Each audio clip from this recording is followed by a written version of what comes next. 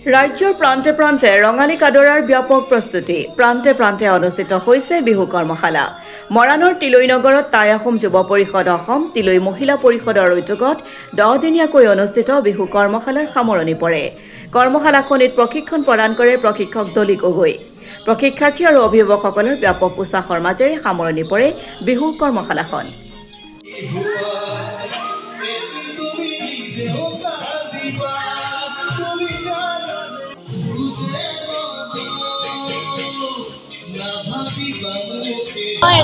আগতীয়াকৈ ৰঙালী বিহুৰ উল্লেখ জনাইছোঁ আজি আমাৰ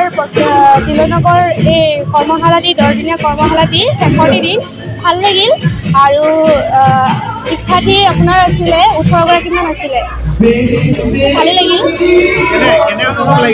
অনুভৱ ভালেই লাগিছে আৰু যাতে এনেকৈ আগবঢ়াই নিব পাৰোঁ আমি যিখিনি পাৰিছোঁ আমাৰ ফালৰ পৰা চেষ্টা কৰিছোঁ টাই আহোম যুৱ পৰিষদ অসম টাইপৰ তিলৈ মহিলা পৰিষদৰ উদ্যোগত আজি 10 দিনীয়া বিহু কৰ্মশালা সামৰণি হৈছে ইতিমধ্যে এয়া কৰ্মশালা চলি আছে আমাৰ ক'ব গ'লেতো 20 গৰাকীয়ে আছে এতিয়া কিছুমানৰ প্ৰব্লেম হৈছিলে কাৰণে আহিব নোৱাৰিলে ইমান বাৰিষা বতৰ মানে বৰষুণ বতৰৰ কাৰণে কিছুমানে আহিবলৈ বেয়া পালে